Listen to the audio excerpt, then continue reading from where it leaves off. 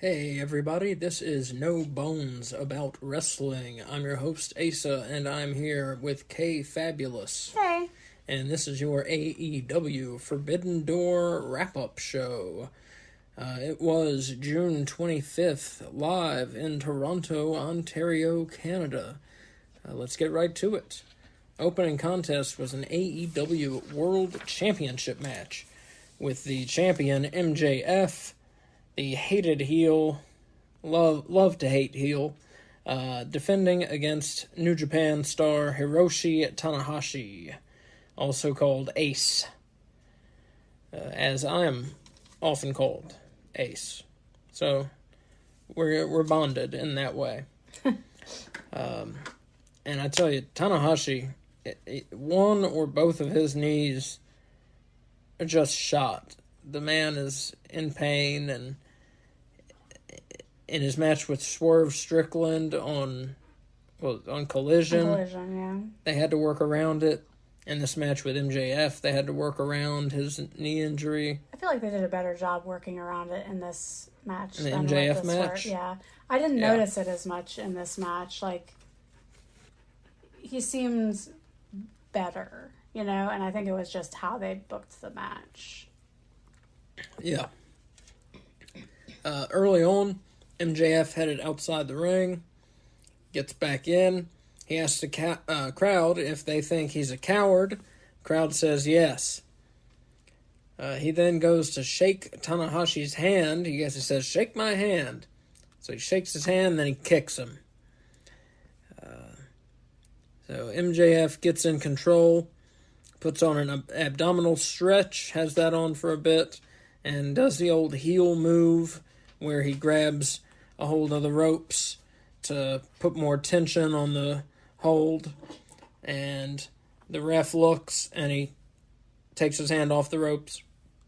And the ref goes back to looking at Tanahashi, and MJF puts his hand on the ropes to get more tension, and then he takes it off, etc., etc. Eventually, Rimsberg sees his hand on the ropes. He kicks MJF's hand away. Tanahashi gets control of the match, hits a senton. He hits a splash off the top rope. It's at this point in the match that MJF had a scheduled tweet go out saying, "I scheduled this knowing I'll have beaten Tanahashi by now." I love it. I love it. I love it, but he had not beaten him by then. MJF hits a superplex, then hits a shoulder breaker where it looks like he hurt his own knee when he dropped Tanahashi on his knee. MJF then spits on Tanahashi, tells him he's a joke. Tanahashi gets back in control, puts a Texas cloverleaf on MJF. MJF luckily reaches the rope. Tanahashi comes off with a splash. MJF gets his knees up. MJF looks injured again with the knees hitting here on the splash, with Tanahashi hitting his knee on the shoulder breaker a minute ago. So MJF looks a little injured, and he's trying to find a way out of the match now. So he goes and he grabs the Triple B, his world title belt. Rimsberg takes it from him. Tanahashi gets MJF at this point, covers him, gets a 2 count out of it, and then MJF pulls out his trusty Dynamite Diamond ring that he won. While the referee is distracted, he hits Tanahashi with it, knocks him out, gets a 3 count, and the victory. Retains his AEW World title. Good match, despite Tanahashi's limits due to his injuries. 3.5 bones out of 5. Kay, what do you have to say about this one? I loved it. I think it was more than 3.5 bones, personally. I just thought it was just a really well-wrestled match, it was just so solid. It was, yeah. It wasn't high-flying, which is fine. I felt like we just saw some... It's not really technical wrestling, but it's like... And it wasn't really, I guess, good mat wrestling. What would you describe Pro wrestling. Pro wrestling. Pro wrestling. We'll go with that. was some good pro wrestling. MJF, lots of great heel work, as always. And the scheduled tweet was great touch. It was brilliant. Great It was touch. brilliant. And that plus the grabbing the ref, grabbing the ropes, walking off, the cheating. Yeah, MJF's great. The using the belt to distract the ref enough to then use the ring. Even when you're cheering for him, eventually you're like, oh, come on. Yeah. You know? Yeah. Even when you're going for him, you end up going against him. Yeah. Yeah. He's a great heel, Great heel.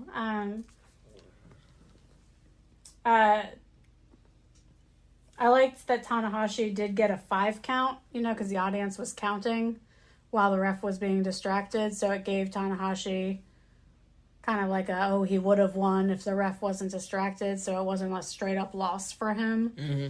And I liked that. I like when they do that in matches, as long as they're not doing it too much.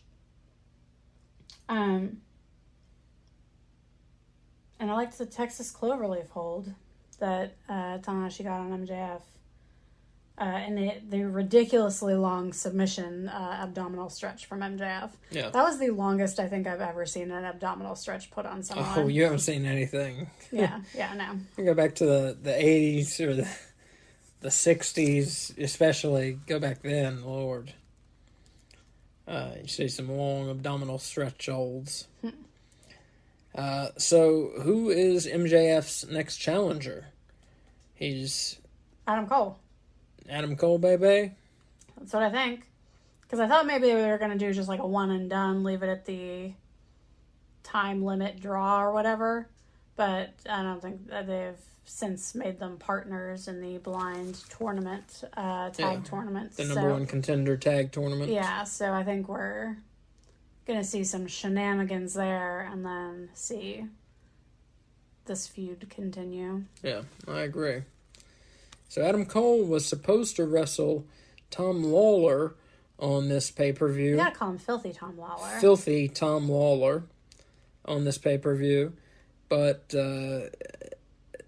Adam Cole went to some comic book convention and then took a red-eye flight to get to Toronto. And I'm sure some mixture of being near all those people, catching a red-eye flight, not getting any sleep, breathing in all that recirculated air on the airline, he ended up sick and showed up to the arena sick and with a fever. No announcement if it was COVID or not, but he did have a fever, I heard. So he did not wrestle. And Tom Lawler put out a tweet. He said, "I'm gutted."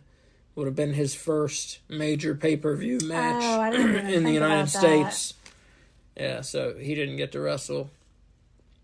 Oh, and like a United States promotion. Yeah. Okay, yeah. So I have a question. What about him is filthy?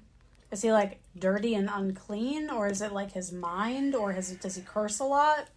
Like, what do you think about him as filthy? I don't know. I'm very curious. I don't know. A lot of times when people are good, or that it's slang nowadays. If you're really good at something, you're filthy.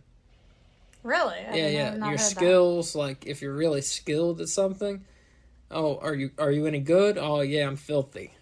What? That's weird. Yeah. Slang is so weird. Yeah. Huh. So a lot of times, filthy now means you're very skilled. So you think he's really skilled at wrestling? That's what I think the filthy means. Yeah. Huh. Okay. Yeah. Is he good at playing NBA 2K23? Oh yeah, man, he filthy. Yeah, that's slang now. I normally hear new slang pretty early on because I teach middle school, and they like to bust it out, But I haven't heard that. Yeah. So yeah, Adam Cole looks like the next challenger. Hopefully, whatever he's sick with, hopefully he gets over it quickly. Before we move on from the MJF match, I feel like we should note that so far you and I are both 1 for 1. Oh, right. In our predictions. Yeah, and of course the prediction title belt is on the line, which I have. And our prediction, we both picked MJF, and we're both correct, so we're both 1 for 1. Up next, an Owen Hart Cup quarterfinal match. CM Punk versus Satoshi Kojima. Or Kojima. Kojima. Lots of booing for Punk. And he seemed to enjoy it. Did Punk. I think he's just glad to be back in the ring. You can tell, he's just glad to be back out there. But he enjoys being the heel, yeah. Yeah. He's one of those people who likes the haters, you know what I mean? Yeah. He's like, oh yeah, you want to be a hater? Watch this, watch how good I am at this. And I love it. Yeah. This was to me, this was the best I've seen him since he's been back, because it's the most like when I first started watching him, and it was delightful. Like, this match was not the best match of the night by any chance, but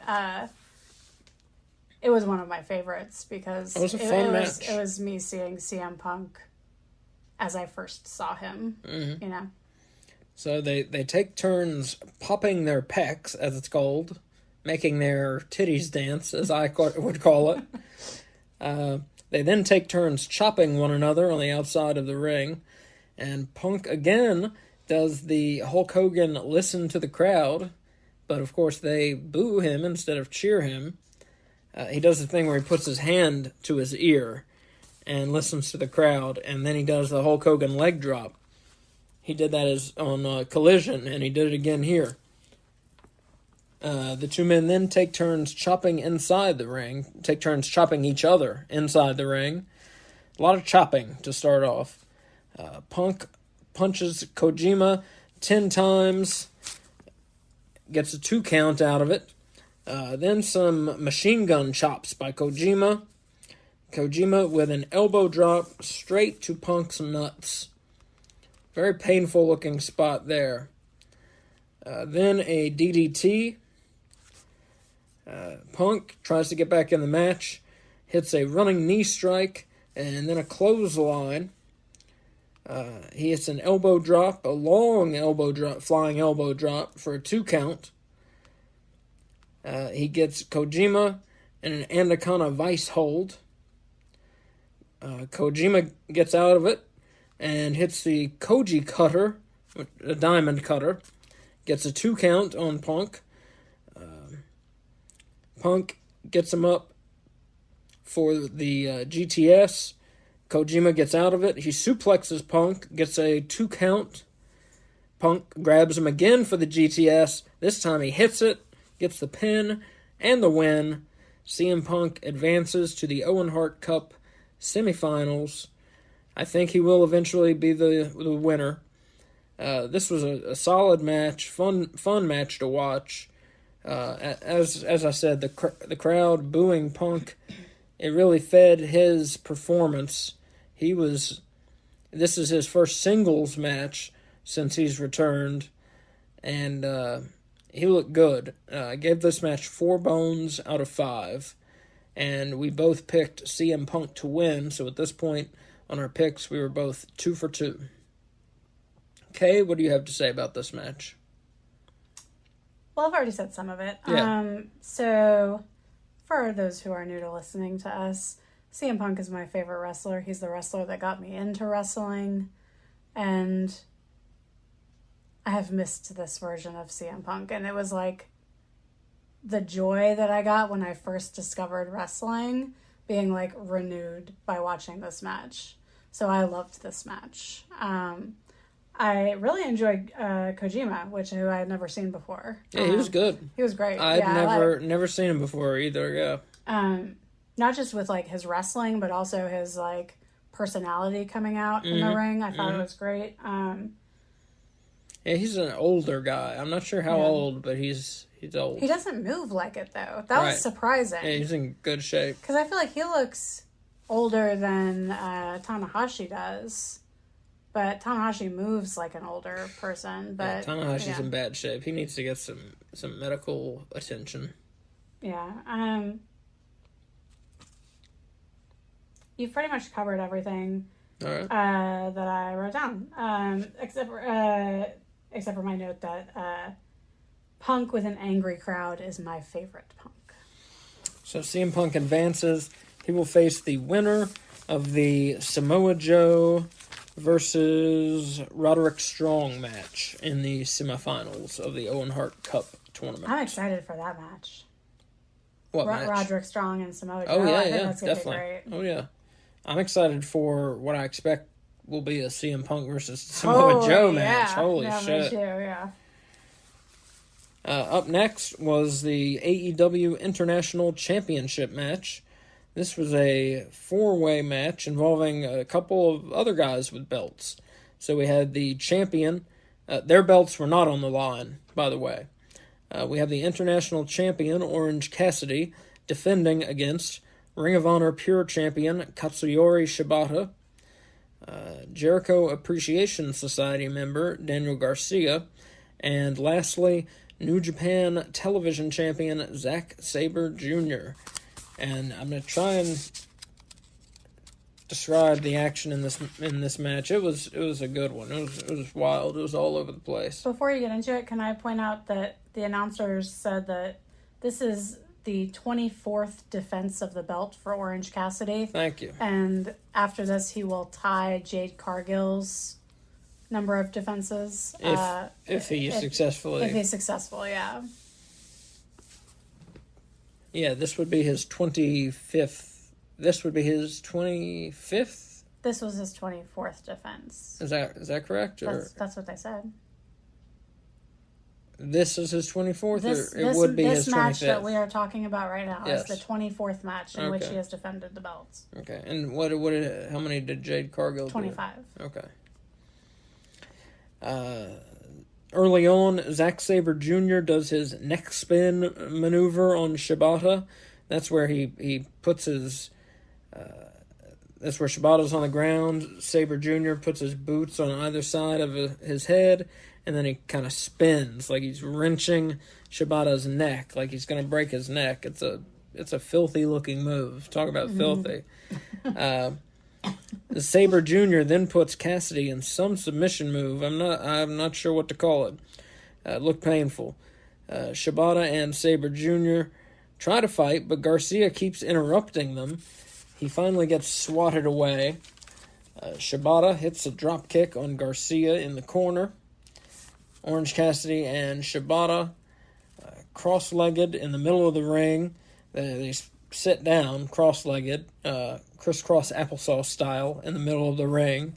They get up, chopping each other. Orange Cassidy hits the orange punch on Shibata. Zack Sabre Jr. grabs Orange Cassidy. He ends up stomping Orange Cassidy's hand. Then he goes to work bending Orange Cassidy's fingers, doing some joint manipulation. He puts Orange Cassidy in another crazy submission hold. Zack Sabre Jr. can break out some holds, I'll tell you that. Yeah. Shibata catches him with a rear naked choke. Garcia grabs a running Zack Sabre in for a backslide, gets only a 2 count. And real quick, Orange Cassidy grabs Daniel Garcia, pins him for the 3 count. So Orange Cassidy ends up keeping his title. Mm-hmm. Another match where I picked him to lose. I picked Zack Sabre here to win and to carry 2 belts. Who did you pick in this one? I picked Orange Cassidy. Okay, so at this point, I was 2 for 3 in my predictions, and Kay was 3 for 3 in her predictions. After the match, Shibata and Sabre meet Orange Cassidy in the middle of the ring, and Sabre Jr. says, and all 3 men are holding their championship belts, and Sabre Jr. says, next time. And Shibata and Orange Cassidy are kind of standing there like they're cool with each other, all is good. Kay, what do you have to say about... Oh, I didn't give my rating. Great match, 4.5 bones out of 5. Fantastic match, 4.5 bones. Kay, what do you have to say about this match? Well, I agree completely with your rating. This was the match that I was probably most looking forward to. I know, you're right. Were you unaware that Kenny Omega versus Will Ospreay was on the card? I was not unaware. Okay. I just really... I really like Zack Sabre Jr. Yeah, he's and great. I really like Shibata. And I hadn't seen them together before, I don't think. Maybe I had on Ring of Honor, but I don't think so. Because that's who I wanted to go after Shibata's Pure Championship on Ring of Honor since he got it. Who, Sabre Jr.? Sabre Jr. Because he just seems like he was like made for a Pure Championship, you know? Yeah. Yeah, I like him. And so then throw Orange Cassidy in the mix. I'm like, dear God, this match is excellent, you know? I tell you, more than. Let me interrupt you for 1 second. I'm sorry. You're fine. More than anyone else that I've seen from New Japan, except Ospreay, Sabre Jr. would make me consider getting a subscription to New Japan. Mm-hmm. Ospreay would be number 1, and Sabre Jr. would be number 2. Yeah. Had it not been for the Kenny match tonight, I would have put Sabre first. You know, but with after this Ospreay match. Because the matches I'd seen Ospreay have on AEW, not on pay-per-views, I wasn't, like, blown away by him, you know? Like, Sabre stood out more to me. But after this Kenny and Ospreay match, I can definitely see why people talk about him. We'll get to that later. Yeah. Lord. Yeah, as far as this match, I loved the segment where Shibata and Sabre were just, like, going at each other. And Garcia kept trying to get in, and he just kept getting swatted away. Yeah, like that was great. It was like a little sibling wanting to play with the older cool kids, and the older cool kids wanting like nothing to do with him. That's what it felt like, and it was delightful. At one point, the announcers referred to Cassidy as a walking infirmary, which I thought was funny just because of the large number of injuries he's I missed that. sustained. What does he have? His hand? It's his hand, his neck, and his lower back. I think that's it. But he used to have, I mean, he still has his hand bandaged up. He had the kinesthesiology tape or something like that. He had that on his neck, I believe. But in past matches, he's had it on his neck and his lower back. But yeah, so then seeing the joint manipulation, because that was like right before the joint manipulation started, that was just brutal. I love joint manipulation in wrestling when it's used like sparingly, and it's just so effective, and it just like makes my skin crawl. Yes. And I love it. One thing that you didn't mention that happened was there was a drop kick by Shibata to Garcia's face. Like he was sitting at the bottom, like leaning against the bottom turnbuckle. Yeah. And he did like a running drop kick and just both feet right to the face. Like brutal looking drop kick. Yeah, Garcia got his ass beat in this match. Yeah, and then Sabre did a pin on Shibata that I had never seen before. It was really neat. It was like a bridging pin, but instead of extending his arms back into a full bridge, he crossed his arms over and then used the points of his elbow as the points that made contact with the mat. It was really odd. So he wasn't fully extended to full height, but it was higher up than if he had been just on his shoulders. It was very unusual looking. I don't know. They didn't say what it was called because I don't know if it has a name, because I don't know if he just made it up or if it's a real thing, but it was very neat. But yes, this was a very good match. Oh, yeah. I enjoyed it. I hope we see some rematches come out of it.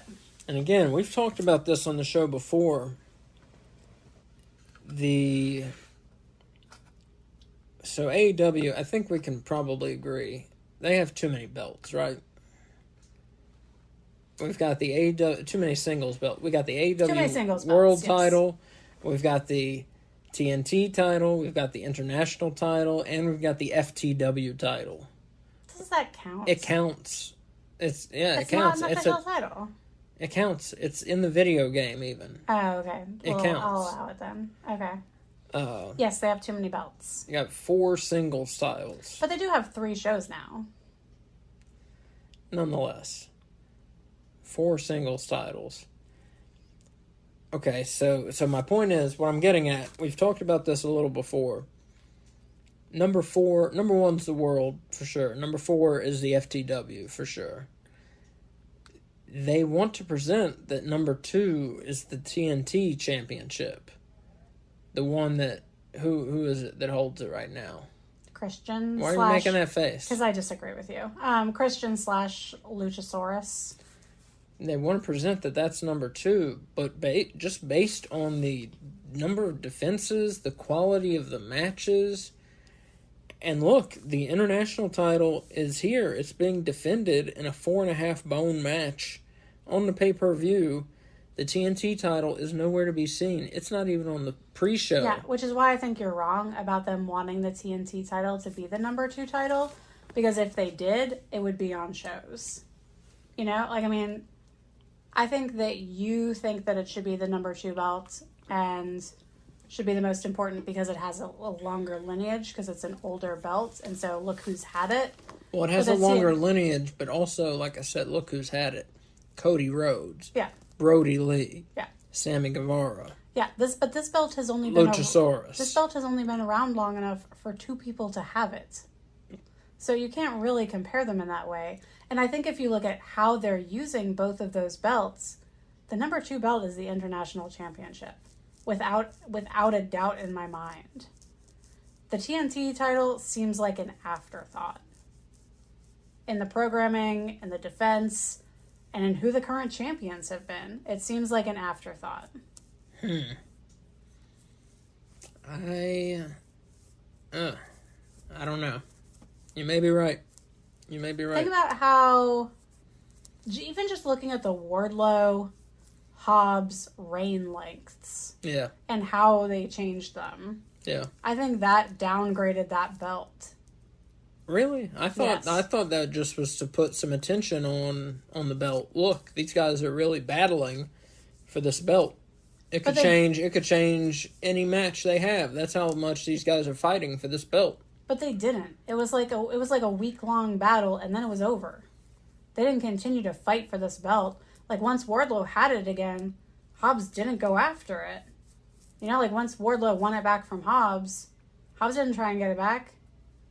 So there's no battle there. Like, it was just like, I'm going to take it. Nope, I'm going to take it back. Okay, you can have it.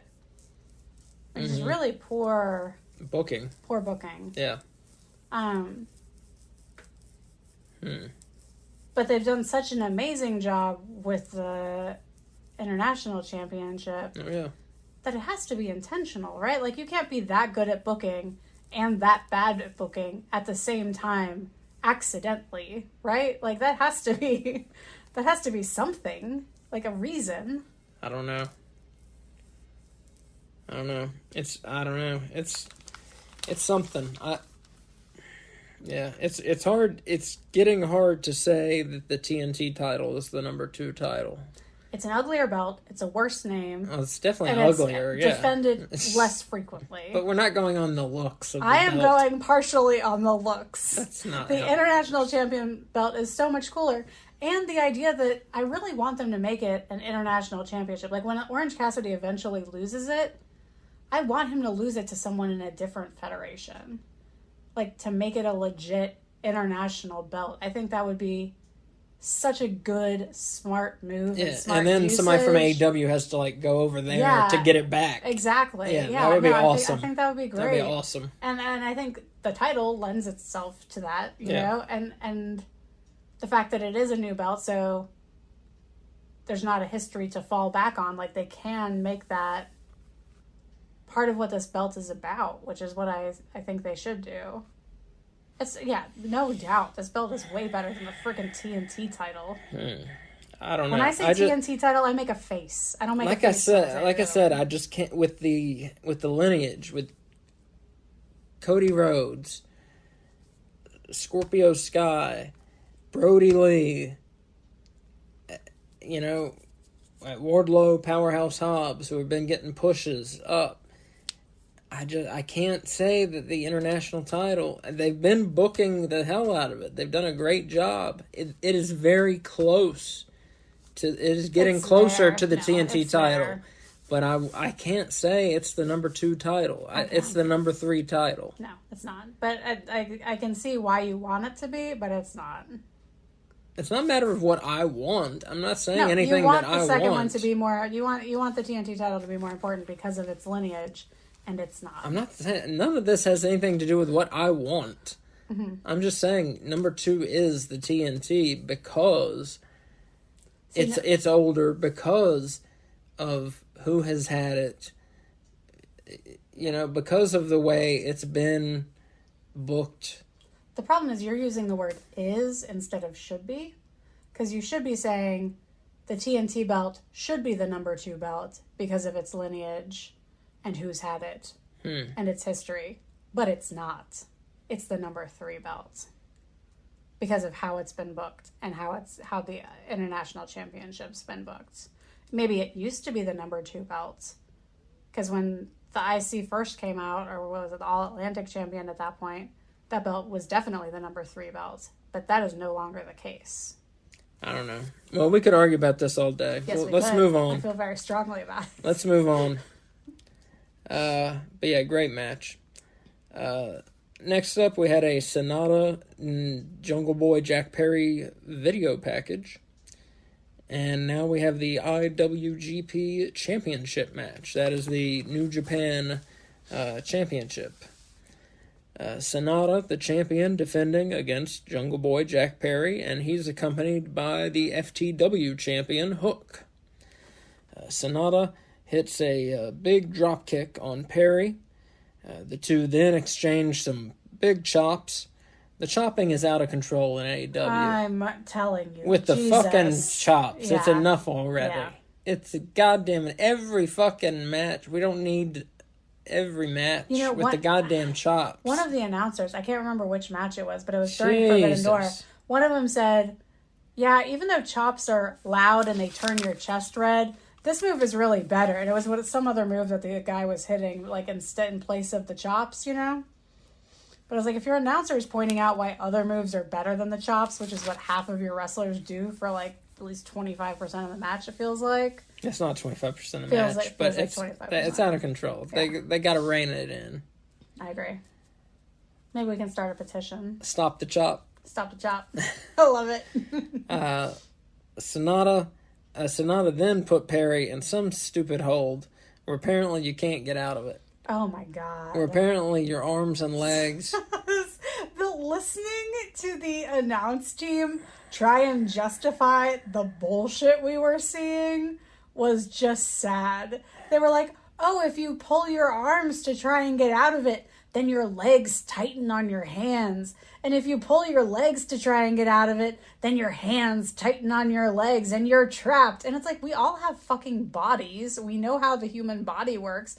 We understand physics. Like, it's just ridiculous. I've never seen anything like it. Yeah, it was a submission move where he takes his hands. He's no longer touching Jack Perry, but Jack Perry is still in the position move. It's like submission move. It's like he tied him in a bow. Yeah. Except he didn't because there's no actual knot. It's just a pretend knot. Right. Oh, I was so mad. It made me mad. It was really stupid. Yeah. It was real dumb. Sorry, I didn't mean to go off, but like... It was really stupid. It was so fucking stupid. Yeah, no, you're fine. You're justified. Yeah. They exchange some more chops. Then they exchange European uppercuts. Jungle Boy grabs Sonata and bridges into a pin, gets a 2 count. Perry puts Sonata into his own hold called Skull End. Perry hits a Poison Rana. Sonata catches Perry and spins him. Sonata goes up, hits a moonsault for the pin and win. Very anticlimactic, just out of nowhere. Hit a moonsault. I think the crowd was kind of stunned. I'm not sure what happened. This match, I expected a lot more. It was okay. I gave it 3 bones out of 5. I mean, there was some solid wrestling. It was entertaining. That one hold was really fucking stupid. Saying that he tied his legs and arms together in a fucking Like he's a cartoon not, character? yeah, like he's a cartoon character. That was really fucking stupid. Yeah. Oh my god, I can't even. Don't. What do you even. Don't. You know? Yes, I know, I understand. Don't try to tell me that. You know? Don't try and tell me that. It really insults the audience's intelligence. Like you said, we all have bodies. Yeah. We know that shit is not possible. Mm-hmm. So just shut up with that shit.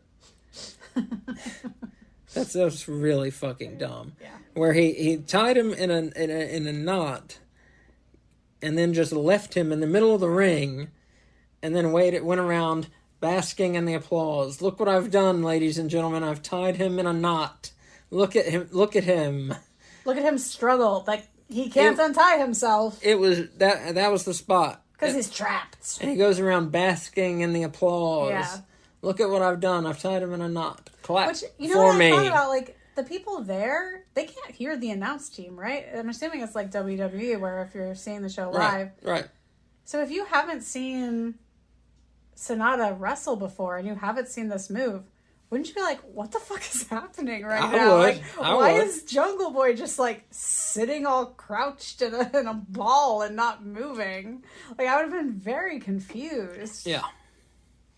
But yeah, so 3 bones. Kay, do you have anything else to say about this match? No, I do not. Okay. I feel like you've covered it. Except that I am now 4 for 4. Oh, yeah. Predictions. Kay was now 4 for 4. We both picked Sonata to retain his belt. He did. Kay is 4 for 4. I am 3 for 4. Up next, we had a big 10-man tag team match. This one was wild. We had Team Elite, which is Hangman Adam Page, the Young Bucks, Eddie Kingston, and Tomohiro Ishii, versus Team Blackpool Combat Club, which is Jon Moxley, Ring of Honor World Champion Claudio Castagnoli, Wheeler Yuta, Konosuke Takeshita, and Shota Umino. Or Umino, is it? I'm not sure. I'm not sure. Umino or Umino? I thought it was Umino. Not sure. Kingston and Moxley eventually get together, and what happens? They exchange some vicious chops. Everyone comes in. Some go to the outside. The Young Bucks go flying to the outside. Page comes flying to the outside with an Arihara moonsault. Takeshita hits an elbow strike, and it looked like he might have legitimately knocked Ishii out. It was a great sell job by Ishii. Moxley and Kingston exchange more chops and meet each other with clotheslines colliding. Ishii hits a brainbuster on Claudio Castagnoli. Ishii drops Moxley and Umino with German suplexes. Page kicks Takeshita. The Young Bucks hold Takeshita up with his feet on the apron. Page comes in with a shooting star press off the apron. That was a great spot there. Mm-hmm. Takeshita hits both Bucks with a German suplex, which that was pretty Simultaneously. Simultaneously, yes. German suplexes both Young Bucks. Takeshita then hits a blue thunderbomb on Matt Jackson, gets a 2 count out of it. Takeshita then hits a tombstone pile driver, turns it into a wheelbarrow German suplex. Claudio swings Matt Jackson. Moxley hits a cutter. Both Young Bucks super kick Moxley simultaneously.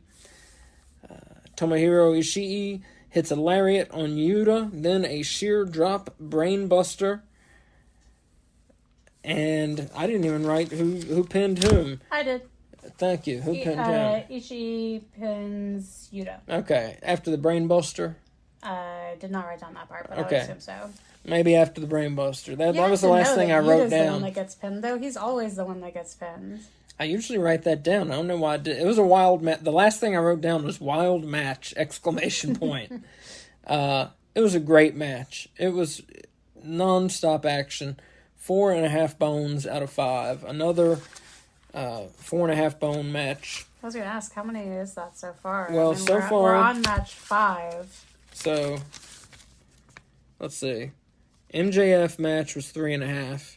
CM Punk match was 4 bones. The 4-way was 4.5 bones. Okay, so 2 so far. The IWGP was 3 bones, and this 10-man was 4.5. So the 4-way and the 10-man tag got 4.5 bones. Yeah. Wild match. What do you have to say about this one? So I liked Moxley and Kingston at the beginning. I referred to it as a slugfest. So I don't think it was just chopping. I think it wasn't just chopping. Yeah. And I liked it because they looked like they were hitting the shit out of each other. Like, that not in a goofy way. Because sometimes Moxley with his selling gets a little, like, drunk looking, you know? Yeah. And I don't care for that at all. But this didn't get that way. So I really appreciated it. Like, he looked like he did a good job selling. Like, he looked like he was getting hit hard, but he didn't start doing his, like, stumbly shit that he does, you know? I was really excited to see Claudio versus Eddie start. It started with a deep shot from Claudio from behind. So he, like, snuck up on Eddie, and that was what started the Eddie-Claudio segment of the match. But just from those two and their feud in Ring of Honor, I was excited to see them getting back at each other now that Eddie's back from surgery. Takeshita. Yeah. I feel like he was the star of this match. Oh, yeah. One, he has really gotten over as a heel, even without having Don Callis there at ringside. Don Callis is like the plague that everybody wants, you know? Like, if you want to be a heel, you want Don Callis to come and infect you. Because as soon as he, like, touches you, you are tainted and everyone is going to hate you, you know? And it's great. What a resource to have in AEW. But Canada especially really seems to hate Don Callis and hate Takeshita. He turned on their favorite son, their new favorite son, Kenny Omega. Yeah, that's true. I felt like the Blackpool Combat Club really dominated things in this match for the most part. Kenny Omega is like the 21st century Bret Hart. I see. That's crazy that they're in different centuries. Isn't it? Yeah. Claudio got a swing on Matt Jackson. I don't think you mentioned that. I did mention it. Did you mention it? I missed it. I'm sorry. That's okay. But yeah, that's my final note. One of my personal favorite wrestling moves. Yeah. But yeah, wild match. Great match. Up next, we have the AEW Women's World Championship. We have the champion, Toni Storm, with the Outcasts by her side. She took on Willow Nightingale, the New Japan New Japan Strong Women's Champion. Willow's belt was not on the line here. Willow beats on the Outcasts on the outside.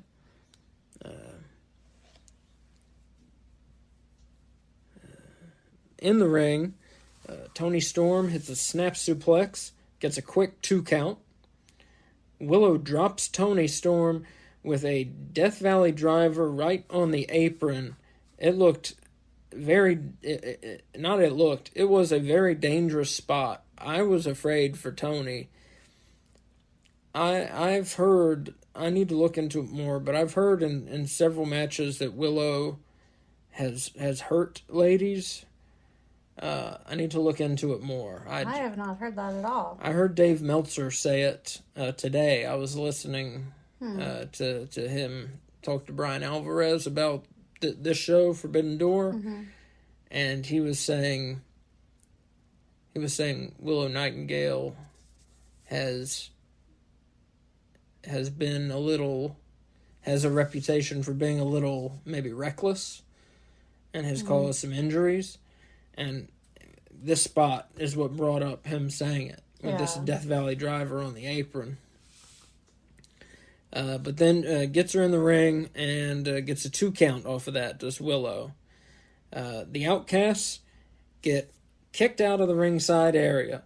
So it's just down to Toni versus Willow.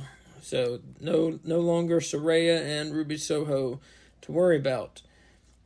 Willow covers Tony, 2 count. Tries a moonsault and misses. Tony with a DDT for a 2 count. Willow grabs Tony coming off the ropes for a spine buster, 2 count. Tony Storm has Willow in a leg lock, then starts to bite Willow's knee. Tony pulls the ref in front of her, then moves him, gouges at Willow's eyes, then hits the Storm Zero pile driver for the pin and the win. 3.5 bones out of 5. Good match. Not great match, but a good one. It was pretty much exactly 3.5, yeah. 3.5 bones out of 5. Pretty much exactly what I expected it to be. Yeah, me too. Willow, due to her size, not the most mobile opponent. She's a big gal. Mm-hmm. Tony can't lift her to do move A, B, and C, so it's tough. But of course, Willow can do all of her moves, but Tony can't do all of her moves on Willow because Willow is big. So it just limits things a bit. Tony has to. Well, and Tony's not particularly strong. That's my point. That's my point. Tony has to, rely a little more on ground attack or, things like a DDT, submission hold here and there, things like that. Had to rely a little more on those kind of things. So, what do you have to say about this women's world title match?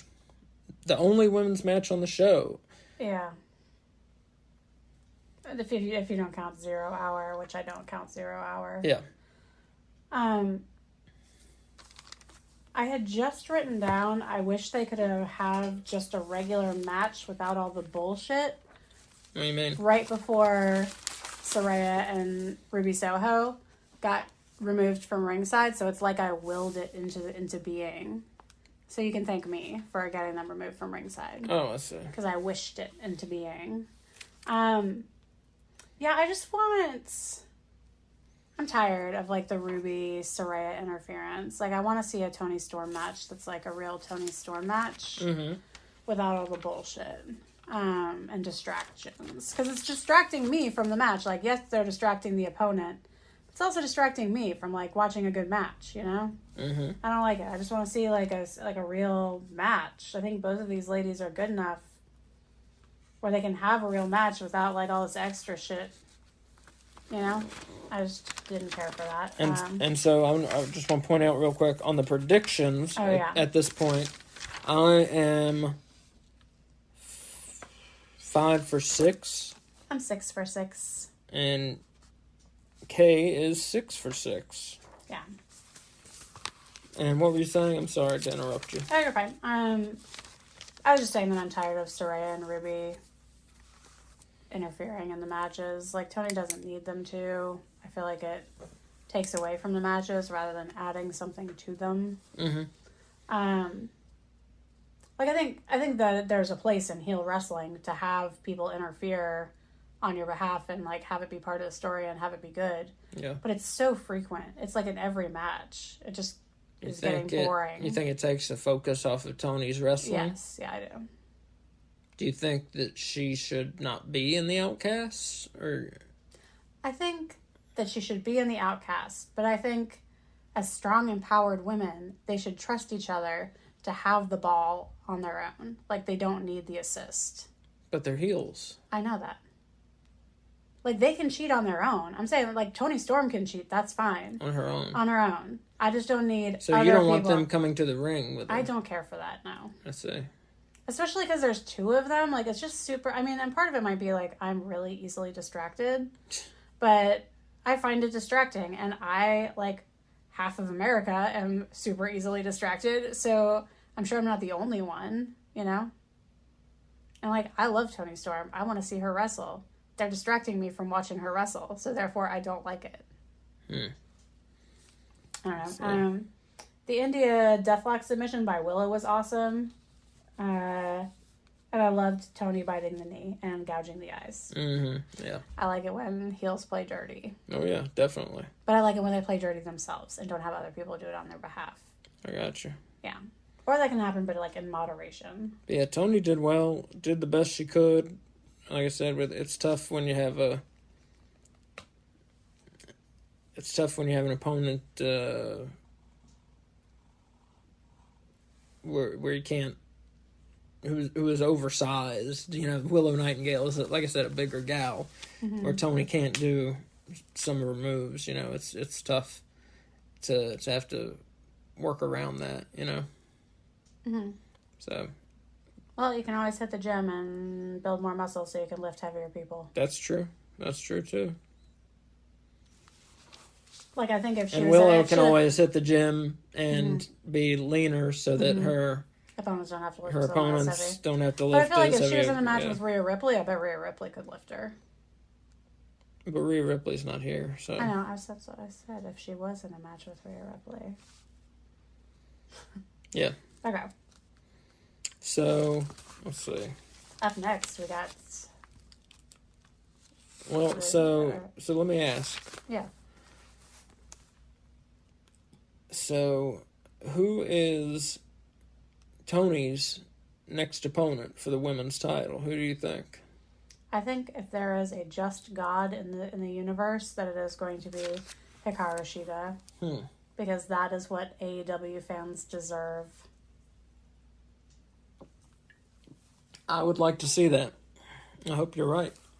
Yeah, she's been running in and helping the faces a bit here and there. She and Willow had been doing that, the run-ins to help the faces. Yeah. And Sky Blue. Also, if there is a just God, it will not be Sky Blue.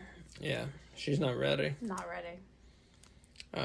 So yeah, I'm with you. I would like to see Hikaru Shida get the shot. Definitely, that would make for some good matches. Yes. I would like to see a Shida versus Storm for sure. And I mean, I think like Britt Baker could be cool. I wish I either hadn't watched All Access or I wish Britt Baker hadn't said on All Access that she doesn't want the women's championship. You know? Because now, like, I don't see the point of her. Like, if you're not going after the championship, what are you doing? Yeah, I hear you. Because I think a Britt Baker feud with... Well, she can wrestle for the championship and lose. Well, yeah, but I know she doesn't want it. So either she's going to win and I know she's winning it but doesn't want it, or if she's going to lose and I expect her to lose because I know she doesn't want it. Yeah, like, I hear you. Like, ruins every match of hers. I hear you. I don't know. It's just a bummer. For you as a fan? For me as a fan, yeah, it's a bummer. Knowing that, yeah. Yeah, knowing, like... kind of ruins her character. Yeah. Yeah, I hear you. Like, completely. Like, what is the point of any of her matches, then? Yeah, I understand what you're saying. When you know that she's not going for any prize, what's the point of her character being involved? Yeah, which is why I'm hoping that what's her motivation? What is she going for then? Yeah, exactly. If she's not going for if she's not going for a championship, why is she there? Yeah, I know. I mean, and I know that she's there. Like, she's told us, so I know that she's there because she wants to help build up the women's division and make other women look good and make them. But in storyline, why is she there? In storyline, why is she there? Yeah. Because and it's a constant argument with AEW fans who a lot of them just want the wrestling, and hey, I love good wrestling. I love it. That's one of the big reasons why I like AEW more than WWE right now. Mm-hmm. But I like the stories too. You know, I need story. I like story. See, but I don't care about story, but I care about this. Like, if you say that, like, you don't want the championship, like, that's not story. That's just, like, why the fuck are you there? No, but that's what I'm saying now. So her character now needs some story. Now that on All Access we've seen she doesn't care about the championship, we need something for her character to justify her character being around. That's why I'm hoping she'll win the Owen Hart tournament again. Because I think, like, that's something her character can go for.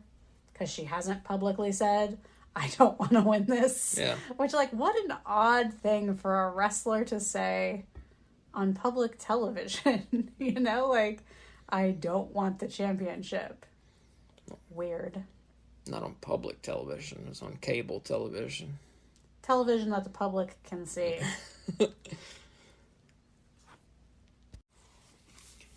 All right, up next we have the match. A lot of people are calling it one of the greatest matches of all time. I would probably call it that. It's certainly one of the greatest AEW matches of all time. It's the IWGP United States Championship match. The champion, Kenny Omega, defending against Will Ospreay, accompanied by Don Callis. Early on, Omega puts Ospreay in an armbar. Ospreay and Omega get into some great chain wrestling. Ospreay heads to the outside. Omega tries to gather speed. Callis trips him. And they come out with security also, I should say. Don Callis' quote-unquote military-grade security. Can I just say that I expected military-grade security to be more than just two dudes wearing all black? What did you expect? Like a small... You wanted them to come out with machine guns? No, I expected like a small army. I expected like at least 4 to 5 men. At least 5, I would say. When you hear security detail, do you expect 2 people? I hear what you're saying. Especially if they're presumably also protecting Don Callis. Then what, they each have 1 guy? Yeah, I hear what you're saying. So, security protects Callis. Eventually, though, the ref throws Don Callis out. So it's just Omega and Ospreay. Omega runs the ropes, drop kicks Ospreay low. Ospreay hits a moonsault. Ospreay with a cutter onto the apron. Ospreay bangs Kenny's head into the announcer's desk cowl several times, and Omega is busted open. Ospreay puts Omega's head through the announce table's cowl, and Ospreay licks Omega's blood off his own bicep. At which point I died inside. Ospreay hits a V-trigger. That's right, he steals Kenny Omega's move, hits a V-trigger. Ospreay then gets into a battle of wits with 2 Canadian children in the crowd. He then steals someone's Canadian flag, flosses his crotch area with it, attempts to put the flag in his nose. It will not stick in his nose. He is also biting the flag. Omega throws Ospreay to the outside. He has control of the flag. He is now using the flag as a weapon. He is hanging Ospreay by the flag. The Canadians are fine with it. They're cheering him on. Omega then gives the flag to the kids who were in the Battle of Wits with Ospreay. Omega then hits the V-trigger. Both men are now bleeding. Omega turns the ring steps on their side, DDTs Ospreay onto them. Ospreay drops Omega down. They trade German suplexes. Ospreay hits a reverse headbutt. Ospreay hits a Spanish fly, gets a 2 count. What's a reverse headbutt? Going backwards. Oh, okay. Ospreay puts on a sharpshooter. Ospreay then puts on a crippler crossface. Now known as the crossface. It's a crippler crossface. Went for an os cutter off the ropes. Kenny kicked him. Omega with a couple snapdragons and a poison rana. 2 count. Ospreay comes off with a sky twister press to the floor. Ospreay with a Liger bomb for 2. This match is crazy. A top rope os cutter for 2. Omega kicks Ospreay twice while he's on his knees. Running knee by Omega. Don Callis at this point returns to the ringside area. The referee does not kick him out again for some reason. I'm not sure why. That's the only qualm I have about this match is that Don Callis was allowed to just come back to the ringside area. Nothing was said about it. He wasn't thrown back out. But Don Callis comes back to protect Ospreay from a V-trigger. And the ref gets all tied up in this as Callis is literally, he's hugging Ospreay so he won't get hit with a V-trigger. The referee's trying to get Callis off of Ospreay. While the ref is trying to get Callis off of Ospreay, Callis hands Ospreay a screwdriver.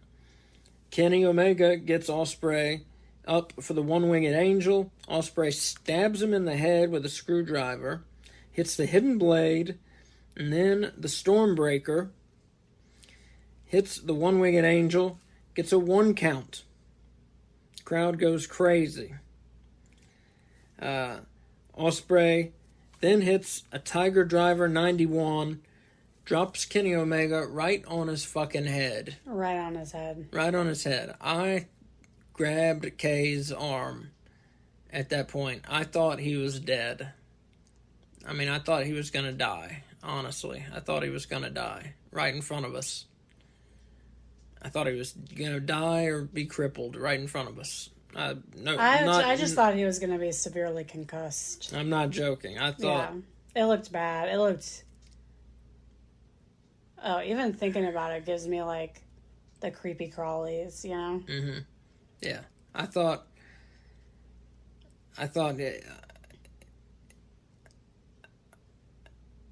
Yeah. I thought something terrible was going to happen to him, honestly. I was afraid. Reports are Kenny Omega is okay. I don't know if he's gotten any x-rays. He definitely should, I think.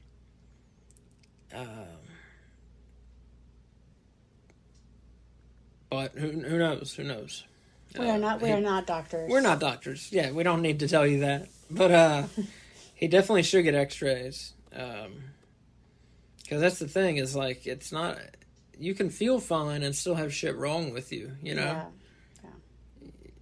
So, after a hit like that, landing right on your goddamn head, I mean, landed right on his head, full body weight, landing right on his head, and his body then came down on his head. You gotta get yourself checked out after that. I don't know how he doesn't have a concussion. Yeah. Like, that's shocking. So after that, Ospreay hits the Stormbreaker, and then pins Kenny Omega, gets the 3 count, wins the IWGP United States Championship. This match was fantastic. My only complaint, it's the same thing Brian Alvarez said earlier today. I agree with him. When Don Callis came back after getting kicked out. That's my only complaint about the match, is why didn't the ref kick him out again? Especially because the announce team said when Don Callis came out again, they're going to get him disqualified, you know? Like, yeah. Like, they pointed out that that's against the rules and has repercussions that the ref can enforce and is choosing not to. Yeah. Very odd. Yeah, I don't understand the booking. I don't understand it at all. Why have him kicked out just to have him come back? And he didn't come back by himself. He came back with the other 2 guys that also got kicked out with him. I don't understand the booking at all. Yeah, it was very odd. So it took away from a very good match. A great match. Yeah, excuse me. Yeah. That's like blasphemy. A great match is what I meant to say. I don't know if words can describe it, but it's a match. If you didn't see it for yourself, I'm not urging you to pirate anything, because that would be illegal and wrong. But if you didn't see the match, find some way to see the match, because it is fantastic. Like I said, words can't do it justice. I can't describe how good it was, but it's two of the best in the world at the top of their game, and they gave it their all for nearly 40 minutes, I believe it was. I'm not sure of the exact time of the match, but it flew by, however long it was. It flew by as they told a story. It was a very simple story. Two combatants who dislike each other fighting for a prize. Very simple story. Nothing else to it than that. Well, one of whom, if you throw in the Don Callis stuff, sure. I'm talking about the in-ring story is what I'm talking about. Well, they have a history, too, of having faced each other for the same prize before. Right. That, too. Yeah. Which they fought at Wrestle Kingdom 17, I believe it was. And you could, like, feel that. You know, like, you could feel the history and the animosity. Yeah. Oh, yes. It was just excellent. Yeah. All that came across, that they knew each other. But like Kay just said, the animosity came across. And, but yeah, it was just, like I said, words fail me in trying to describe how great it was. It was terrific. See it for yourself. It was probably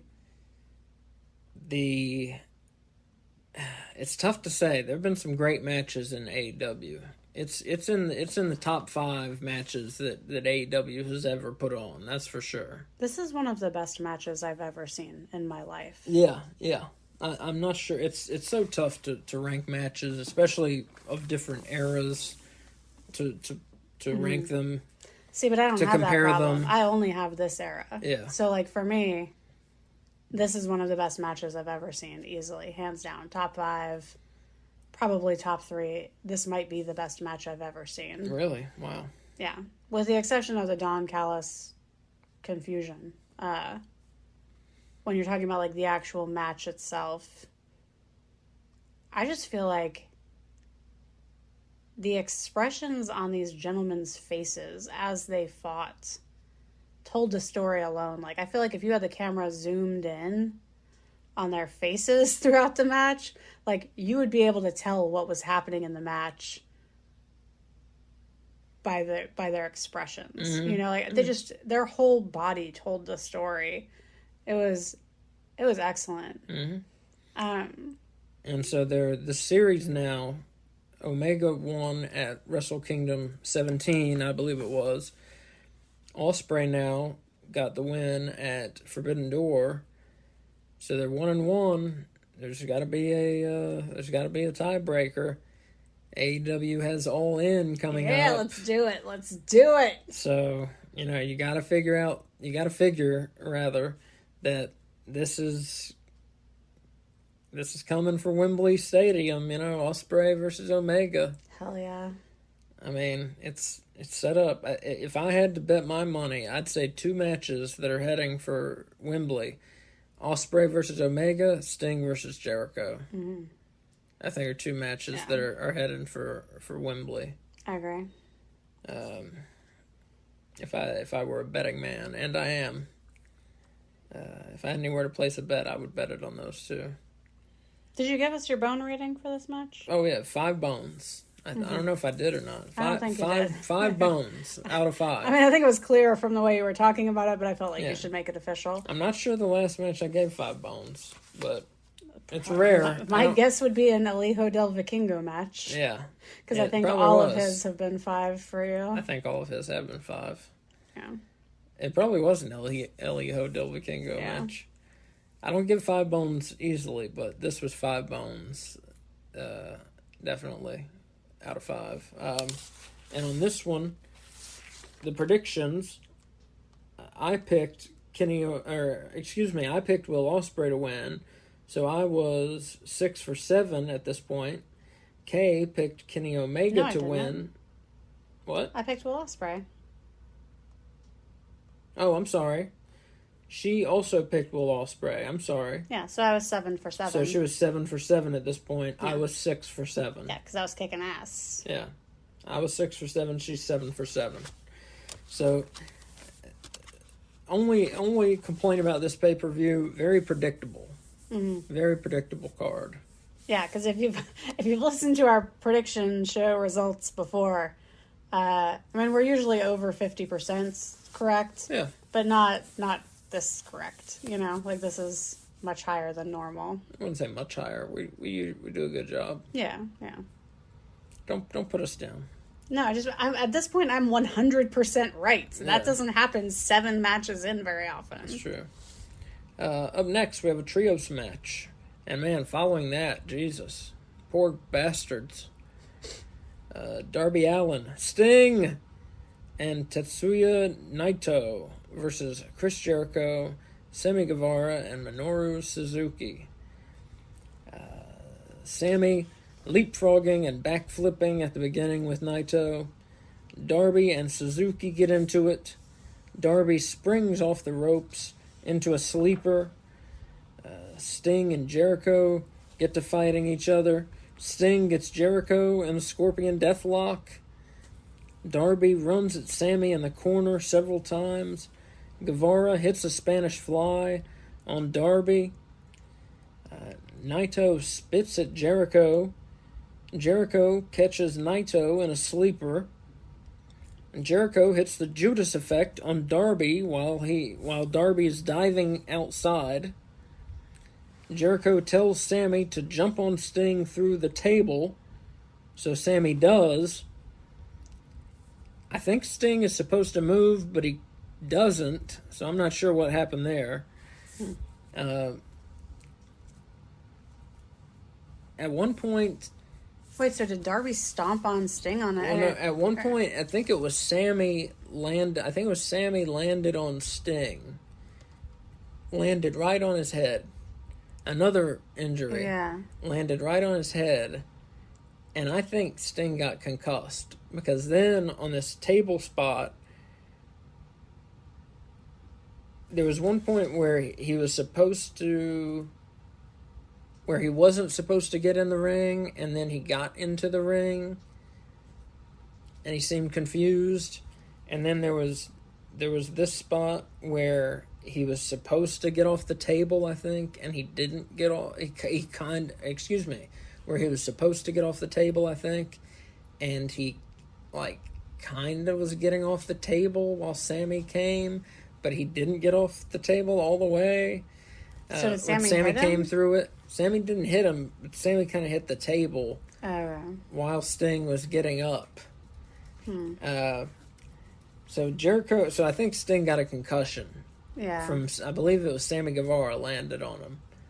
It was a wild match. I think that too landed on him. Okay. If memory serves me correctly. Someone landed on Sting, though. I think it was Sammy Guevara. That's what you told me last night. Yeah. Jericho grabs Naito and the Lion Tamer. He gets put in the Scorpion Deathlock. Sting took down Suzuki. Naito pinned him.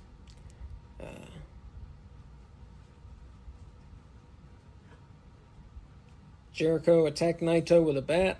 Sting attacks Jericho and gets the bat. Why don't I have who won here? What's happening with me? I think I was in some sort of altered state after the Omega and Ospreay match. Well, I went to bed, so you're on your own for this one. I can't tell you who Who won. the fuck won it? No. I don't know. I didn't watch it. I was asleep. No, Naito. Darby Allin, Sting, and Naito won. So I said it right there. Sting took down Suzuki. Naito pinned him. Yeah. And then, as I said, Jericho attacked... Okay, that's that. Jericho attacked Naito with a bat. Sting attacks Jericho and gets the bat. And this is after the pin? Yeah. Oh, okay. So this one was a little messy. There was a lot going on, but it was a fun match. It was a good match. 3.5 bones out of 5. Mm-hmm. I feel bad for them having to follow that match. Yeah. At this point, the crowd was spent because they'd had 7 matches on the pay-per-view. There were Plus the like pre-show, 4 matches yeah. on the pre-show. 4 or 5. There were 4, yeah. So they'd had 11 matches already, including a 40-minute classic. Mm-hmm. You can't ask that much of a wrestling crowd, I don't think, you know? Yeah.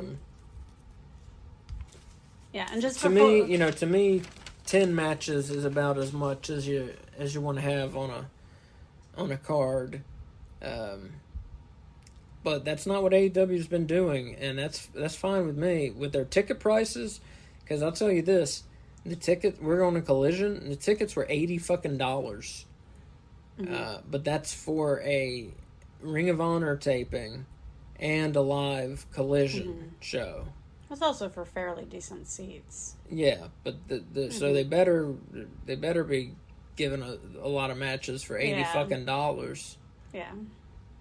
Well, compared to almost the same seats for WWE, the price is much higher. Yeah, you get 4 matches at WWE. That's true. Yeah, WWE you get 4 matches and a lot of stuff. And a lot of talking. AEW, well, you get what, 5? Recently, well, you get 5, but you either get Dynamite or Rampage. But they're usually longer. That's the thing. Yeah. You get 5 matches, but they're longer. And you usually get WWE. You get 5 matches, but they're short. Mm-hmm. That's I guess the difference. we had main event taped before WWE, and you get Ring of Honor or Rampage before Dynamite, right? One of the two normally. Yeah. Yes. But I guess those would be longer too, though, because main events. No, Rampage. I believe is taped after. I'm not sure. I think it's taped after. After? Oh. I'm not sure. I'll have to look. But I know Collision. They've been taping Ring of Honor before Collision. Because I've looked. I've been looking.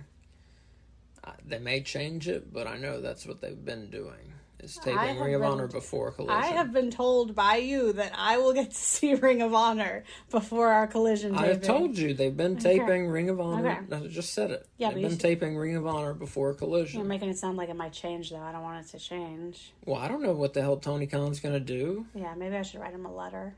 Dear Tony it seems Khan, like please don't take away my Ring of Honor show. Yeah. I mean, we're going in by August 12th. I mean, they could change. Who knows? Yeah.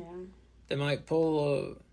Well, that's the thing, though. Our tickets say 6 p.m. So they're taping something first. So we got if 2 hours they're going to tell something. me to be there at 6 p.m., they goddamn well better be putting a fucking match on at 6 p.m. Yeah. I'm not going to sit there like a jerk for 2 fucking hours. Yeah. So they better have something going on, and hopefully it's Ring of Honor, because that's what they've been doing, and that I would look forward to. Ring of Honor, man, that's going to be an undertaking. They've been doing like 10 matches, so it'll be like 10 fucking matches of Ring of Honor, and then an episode of Collision with what, 5 matches or 5 so, usually, yeah, and some talking and angles. Yeah. So that'll be a big night of wrestling. So can't wait. That's our dog. You probably hear her. She's right near the mic right now. All right. Up next we have the main event. Bryan Danielson. And again, I hate it for these guys having to follow Omega and Ospreay, because nothing could follow Omega and Ospreay. Nothing was going to follow it. Do you think that should have gone on last?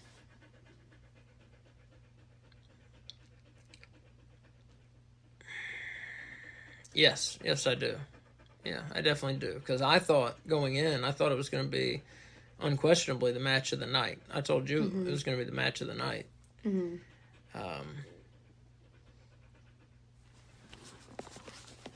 Yeah, I thought that because of Okada, that Danielson's match would go on last. And just selfishly, because full disclosure, I went to bed after the Omega and Ospreay match because I had to work today. So I did not see the last 2 matches. So I'm glad that it wasn't the last match on the show, because I would have been horribly upset if I had to miss the Omega and Ospreay match. Hey, I just realized there's one thing we didn't talk about. Let's go back. Before we go to the main event, let's go back. And I realized we missed one thing. I don't think we talked about it. Oh. Jack Perry turning heel? Yeah. Yeah, we didn't We talk missed about it. Yeah. I just realized, yeah, we were talking about, we got to talking about something else.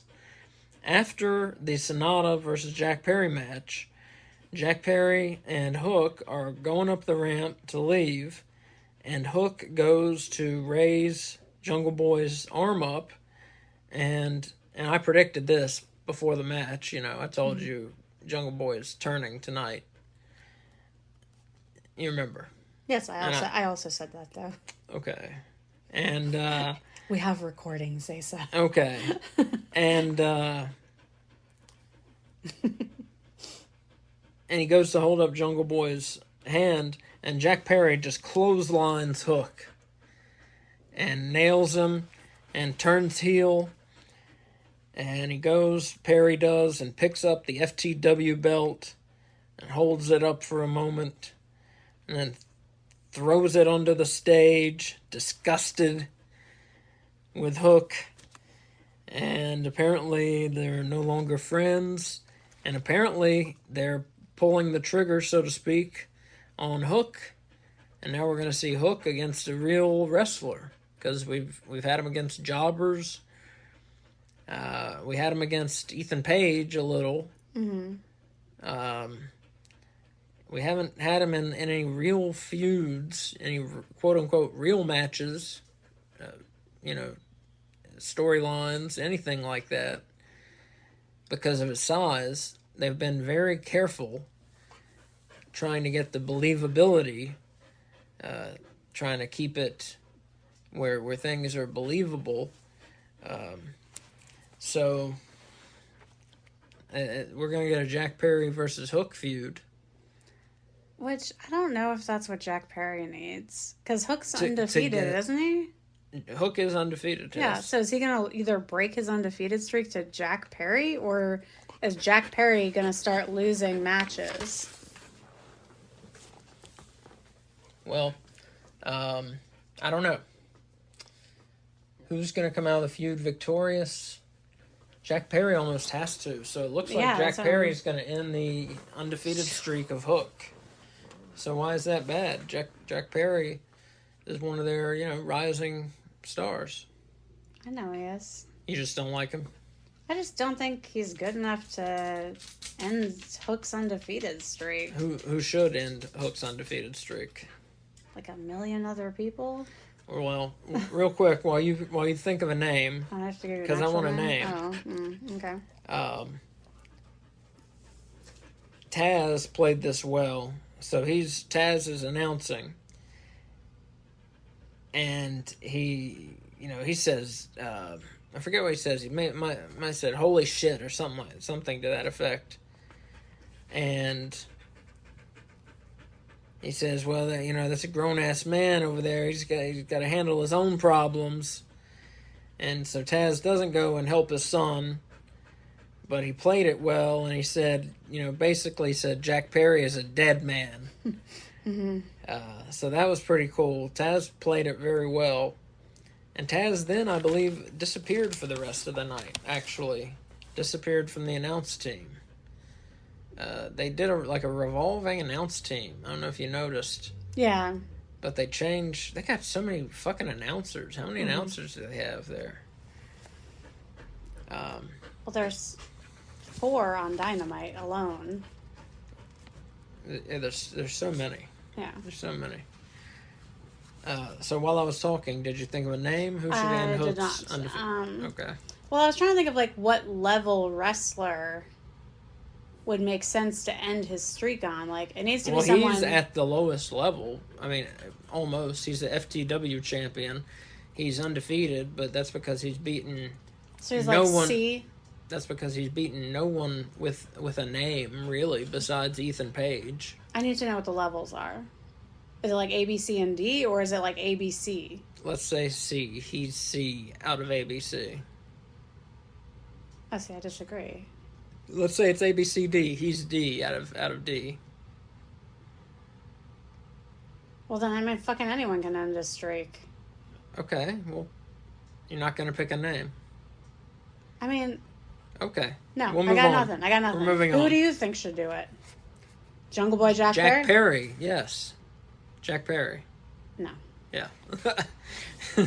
What level do you put Jack Perry on? Because he just had a 4-way match for the world title on a pay-per-view. B. I'd put him A or B. See, I think he's like a C pretending to be an A or a B. An No. A or a B? An A or a B, yeah.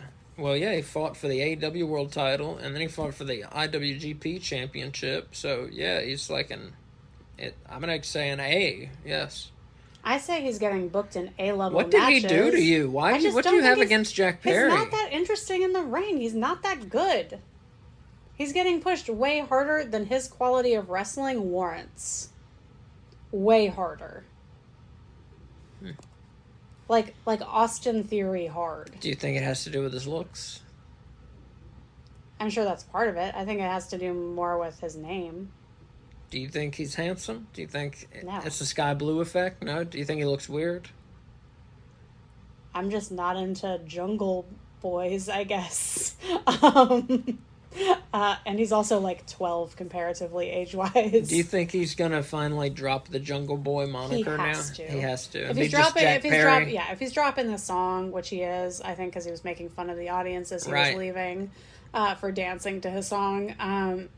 He has to drop the Jungle Boy and just be Jack Perry. I can't believe we almost missed talking about this. We got into talking about something after this after the Sonata match.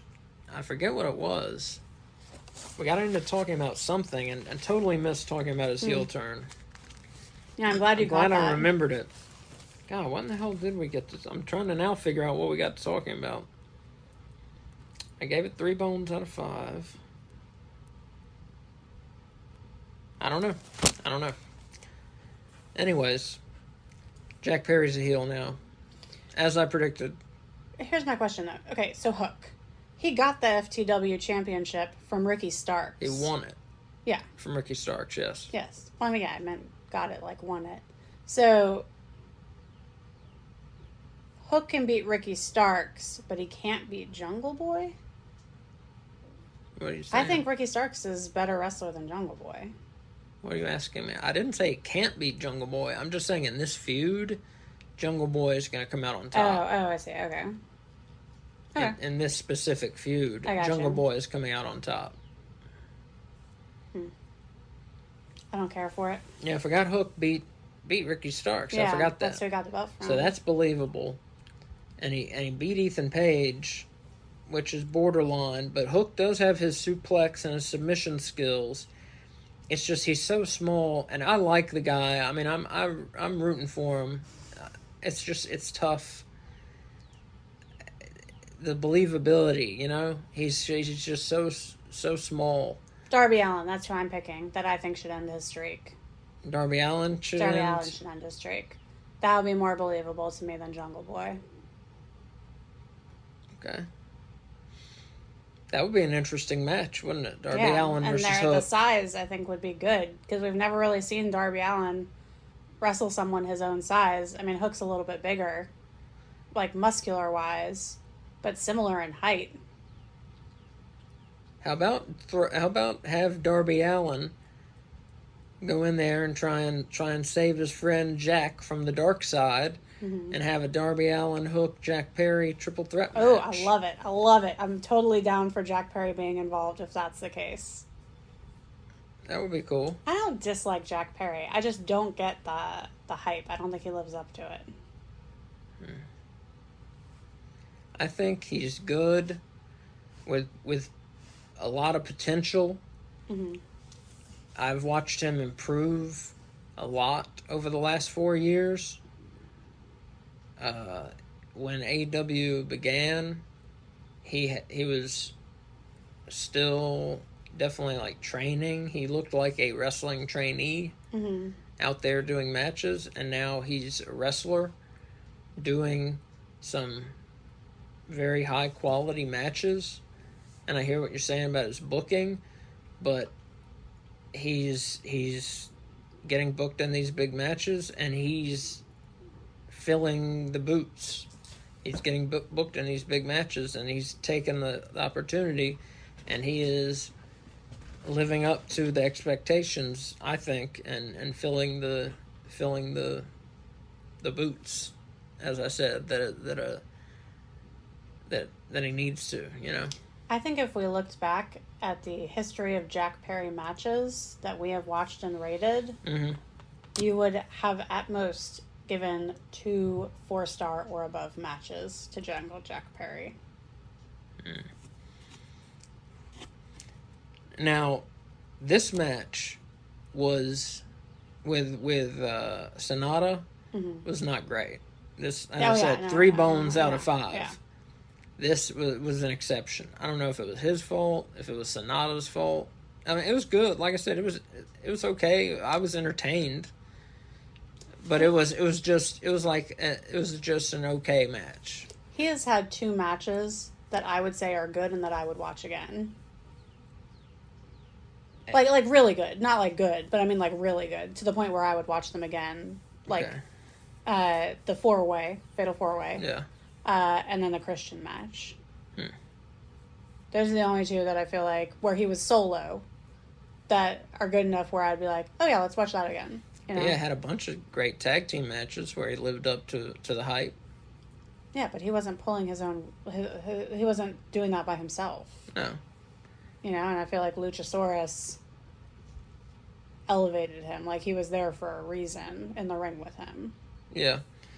But now I think he is. I think Jack Perry, he's going to be fine.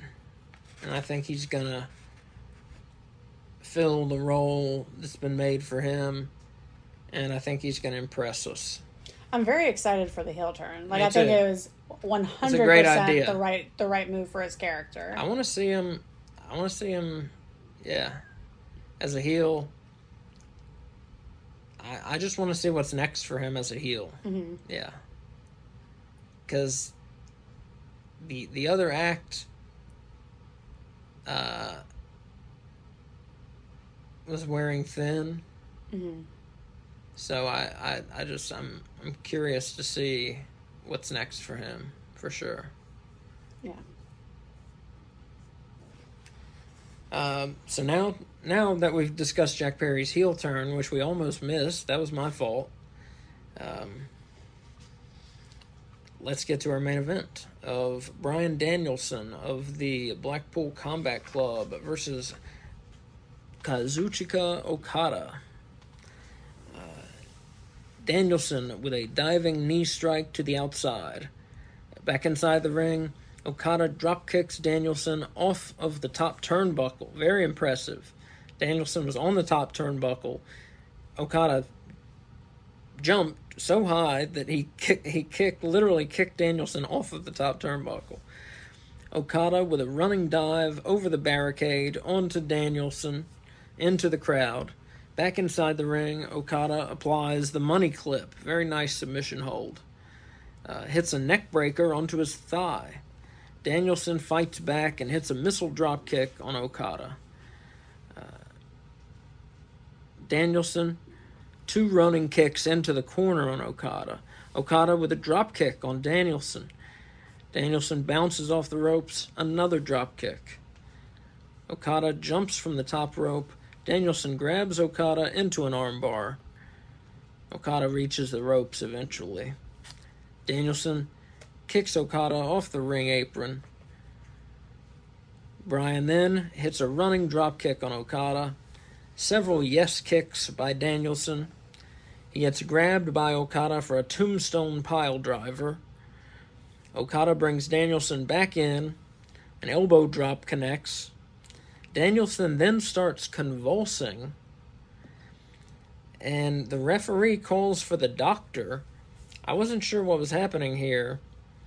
The doctor leaves. He's apparently fine with it. This was a stupid spot. So apparently Bryan Danielson has an actual real history with having seizures. And here they were kind of trying to put that into the match, but he didn't really have a seizure. This was a work. So it didn't have anything to do with needing the medic to come over to talk to him about his arm? See, I'm not sure about that. Because I thought maybe that could be a way to get the ref to come over to let them know, like, hey, there's a problem. They could have done it Well, way they could have done it easier like a without million different ways. pulling a Yeah. convulsion. I think the convulsions were pre-planned. Yeah. It was an odd spot, and you could tell the crowd was uncomfortable with it, and it seemed in poor taste. Even it just didn't come off well. Like I said, Danielson, with his history of seizures, to try and pull this fake convulsion stuff just wasn't. It didn't come off well. It didn't play well into the match. It was the worst part of the match. Worst part of the night, I'd say, was Danielson's fake convulsions. But like I said, the doctor comes over. Doctor's apparently fine. Danielson gets up, takes down Okada. Blue Psycho knee for 2 count by Danielson. At this point, Danielson's right arm is just hanging limply by his side. We find out today that Danielson broke his right arm. Legit, broke his right arm. I thought he was just really good at selling it. And was just selling, oh, what a fight, his right arm's so hurt. But he broke his damn arm.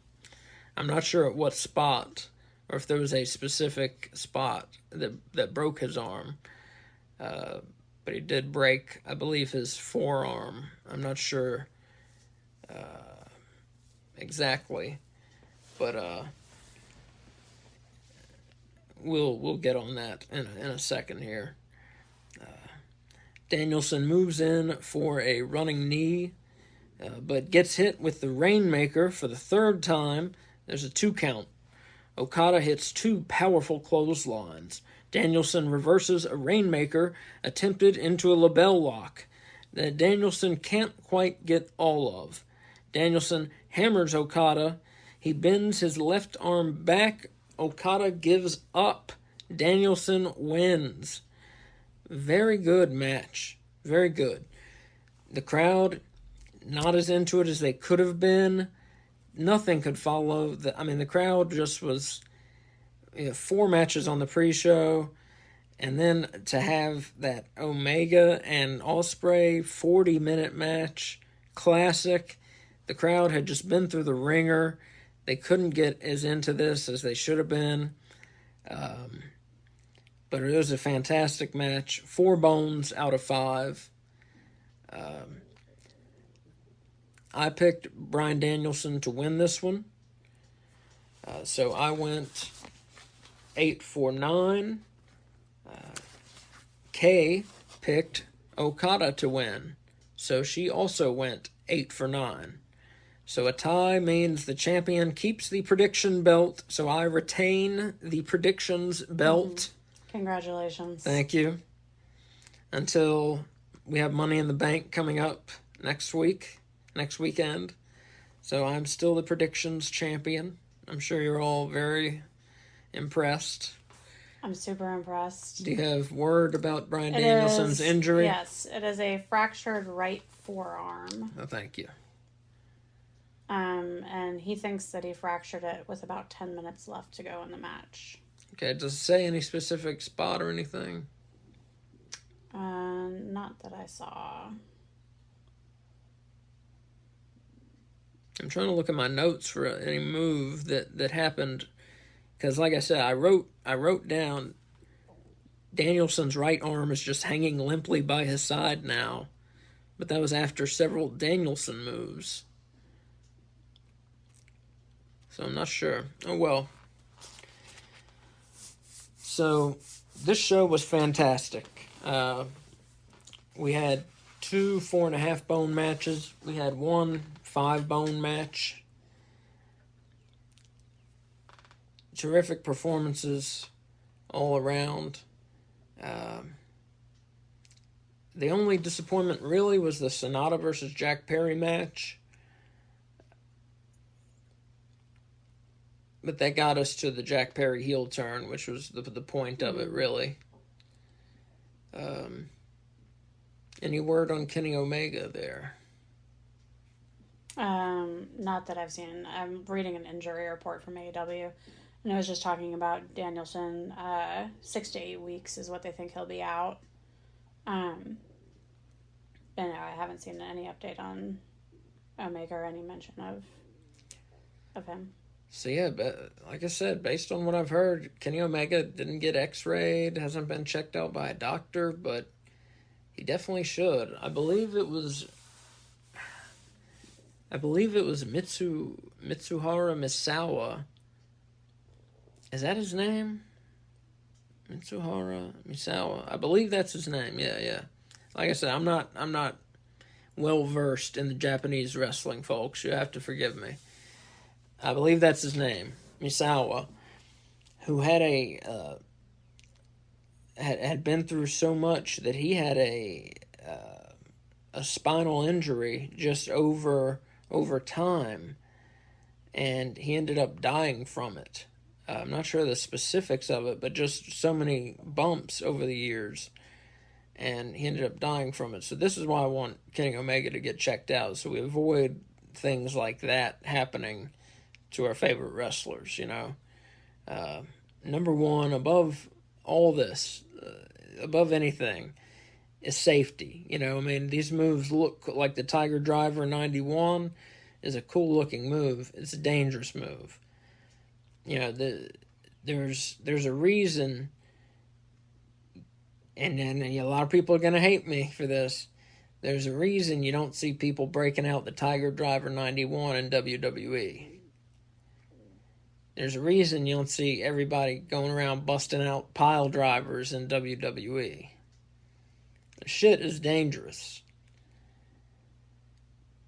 But a lot of people, they're after the acclaim of the fans, and the fans like these more dangerous looking moves. And maybe some of the wrestlers, they want these star ratings from journalists like Dave Meltzer, perhaps. I mean, he's a very acclaimed, the most acclaimed wrestling journalist, I would say. And those types of moves, you know, impress him. I know they do, to an extent. So it's you know, you got to strike a balance at some point between putting on a great match and putting on a safe match. And like I said, you know, some people are going to call me a wimp and you know, this and that, but I'm not saying ban the moves or don't do the moves. I'm just saying, you know, for God's sake, let's just make sure we're being safe if we're going to do them. Because accidents happen, like we saw last night with Omega getting dropped on his head. Accidents happen. So if you're going to do the move, make sure you're doing it safely. If it can't be done safely, or if it can't be done safely a good amount of the time, maybe we need to question if it belongs in pro wrestling. And if, as a pro wrestling community, the fans, you know, we're the biggest part of the pro wrestling community, you know. It doesn't exist without us. So maybe, you know, it may be one of those things where we need to speak up and say, hey, maybe moves X, Y, and Z shouldn't be done so our favorite wrestlers can stay healthy. Just something to think about. You know, because above all, I love being entertained, you know. I love seeing guys flip off of ladders and go through tables, and I mean, it's fantastic fun. But above everything, I don't want anyone to get hurt. I mean, when I was 20, it was very differently from now when I'm 39. I feel very differently now about all this. So just one of those things, and you know, we came out with Sting getting what seemed like Sting getting a concussion. I don't have an update on that yet, but it seemed like Sting got concussed. Bryan Danielson broke his arm. Kenny Omega landed right on his goddamn head, and I don't mean a little. I mean his entire weight of his body landed on his fucking head. Forced down onto his head. These are the kind of accidents that lead to people getting paralyzed. It's happened before in wrestling. We've seen it before. We haven't ever seen it to a name as big as Kenny Omega. Is that what it takes to get these certain moves, banned? Is that what it would take?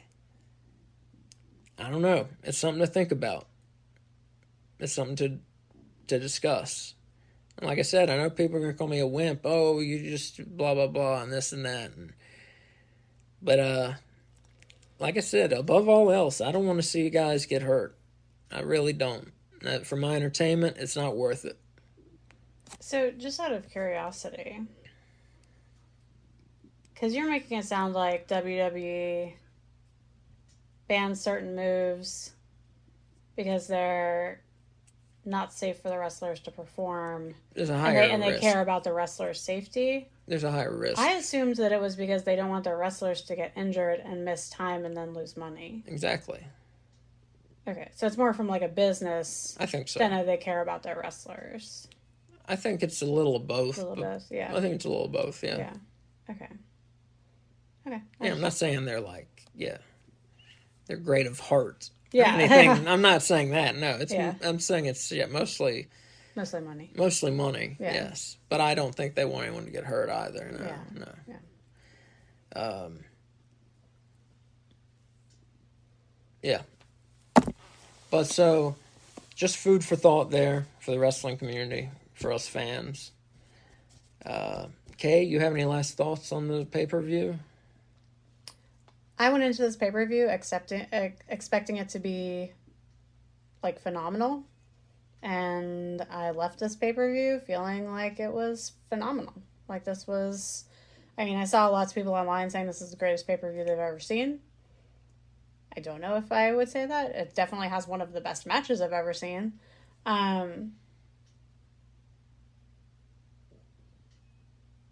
People are going to think I'm insane.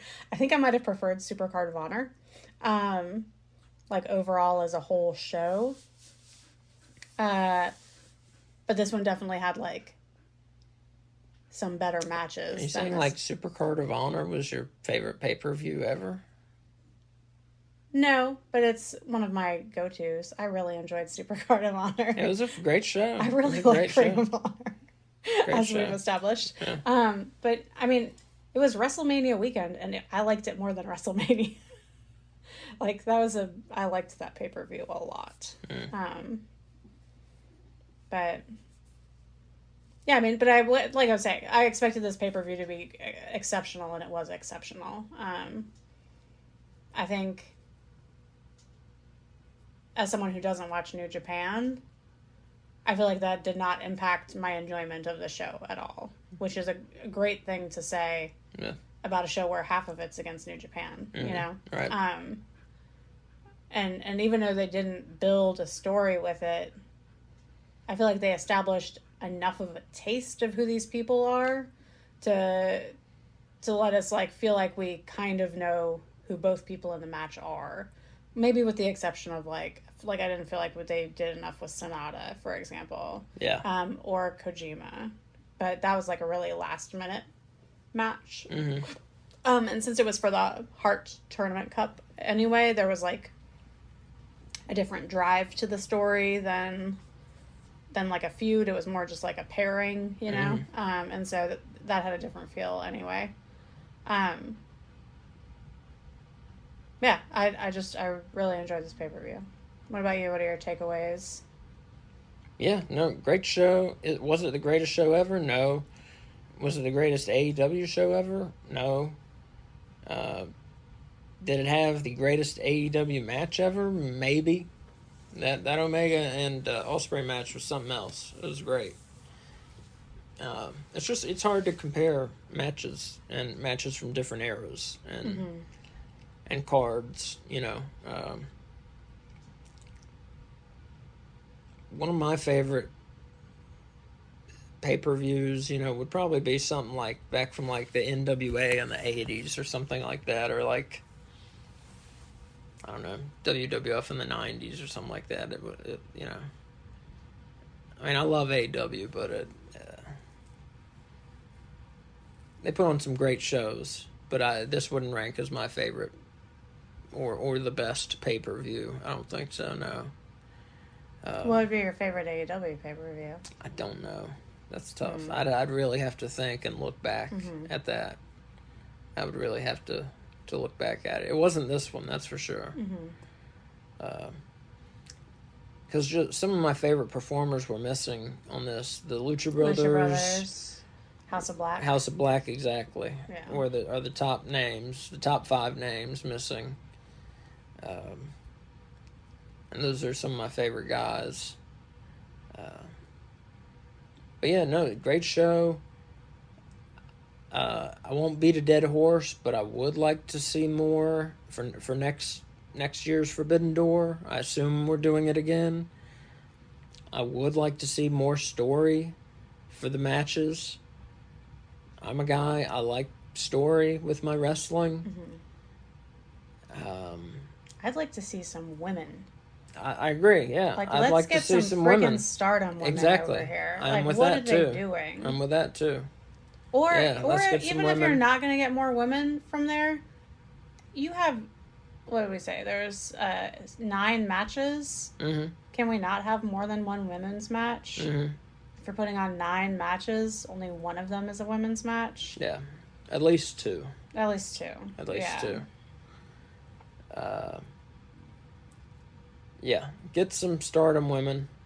I mean, even Emi Sakura, she's not currently with New Japan, but she used to wrestle from New Japan. She's someone who has wrestled in AEW before. I feel like if they want women who have wrestled in New Japan but don't want to bring over, I think there's something with the contracting with Stardom is different than with New Japan. I listened to something where they were talking about it, and it made it seem like it wasn't possible to get Stardom women over based on the contract that they had agreed upon. Okay. And so what I'm saying is, they still had other options, and I don't know enough about New Japan to know, are there women wrestlers in New Japan that aren't part of Stardom? Is Stardom a totally separate thing, or is it, you don't know either? Okay. I don't know. Okay, yeah, I don't know. Yeah, I don't know. But yeah, more ladies. Let's get some ladies in here. Even if it's just AEW women, like we had with Willow Nightingale, and just if you're gonna do,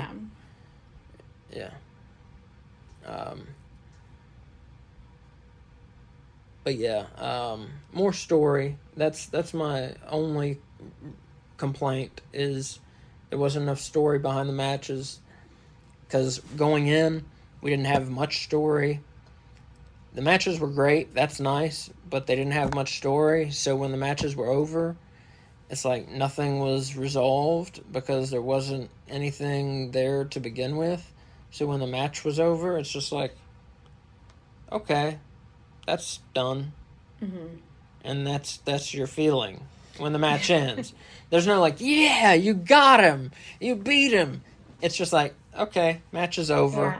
Yeah, I thought about that. With I was thinking the only match normally after the pay-per-view, it's I can't wait to see the next Dynamite to see how what's going to happen next. Yeah, but there is no next. There's no where do we go matches. from here? Yeah, because there's nothing going. So there wasn't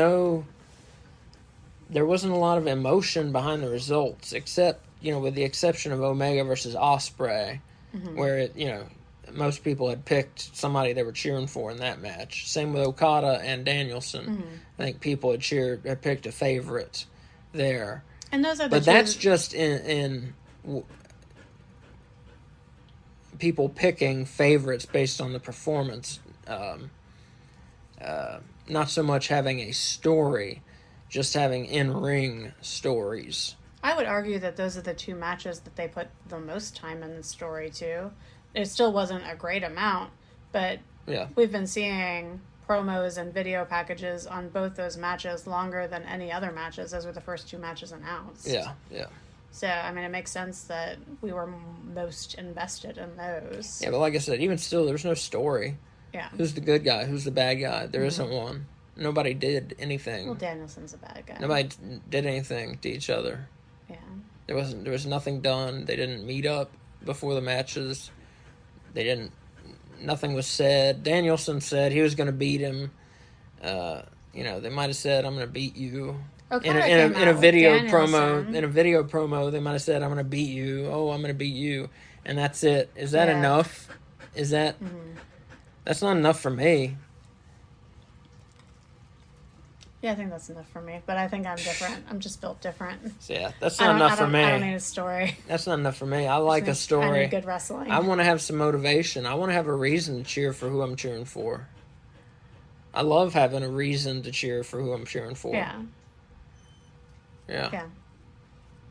So that's my only complaint. But the show was good. The production was good. The camera work was very good. Did you see that thing I posted on Twitter? Guys, you should totally check this out on Twitter. But you know the Forbidden Door, like, background that's, like, all spacey looking? It's fucking Kenny Omega's eyeball. They took a photo close-up of his iris and Corolla, and they like, augmented it. And that's what the blue part of that background is. I posted, like, some pictures of it in progress on Twitter. It is super cool looking. Is that right? Yeah, isn't that crazy? It's Kenny Omega's eyeball? It's Kenny Omega's eyeball. Why Kenny Omega?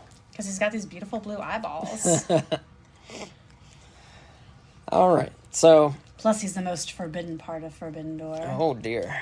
So, great show. Yeah. Great show. All right, we have a lot going on this week, folks. You'll be able to see us and hear from us several different times. Tuesday night, 7 p.m., Last Week in Wrestling is having us on. Dylan over there is having us on for his Forbidden Door recap and review on YouTube. That's at 7 p.m. Should go to 9 p.m., 9:30 or so. Should be fun. Wednesday evening, we will have our Money in the Bank preview podcast up, our preview and prediction show. Don't miss that. That'll be everywhere you can get fine podcasts Wednesday.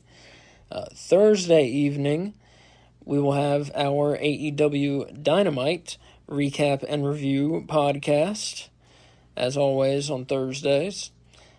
Saturday, we will be, Saturday evening, 7 p.m., we will be, again, a guest on Last Week in Wrestling for their Money in the Bank recap and review podcast. 7 p.m. Saturday night on YouTube, Last Week in Wrestling, again with Dylan. On Sunday, we have 2 podcasts coming out Sunday. There will be our Money in the Bank recap and review and our AEW Collision recap and review. So a busy fucking week for us. A lot of content. Hopefully that means a good week for you. Hopefully you enjoy it all. A lot of wrestling going on between AEW and WWE. Hopefully it means a lot of good wrestling. Kay, what do you think about this breakneck schedule we have coming up? I'm super excited for it. Yeah, should be fun. All right, so just wherever you listen to podcasts, make sure to subscribe so you don't miss any. As I said, our regular podcasts are Wednesday, the Money in the Bank preview, Saturday, the Money in the Bank recap, and the Collision recap. Those will be coming out. And also, wherever you listen to podcasts, rate us. That's how we get new fans. That really helps. If you rate us 5 stars, 5 bones, whatever they let you rate us, give us 5 something. And that helps us get new fans, and we can all talk about wrestling and build a community, and it'll be a beautiful thing. Please do that. Thank you. And other than that, y'all, as Mick Foley would say, have a nice day. Bye.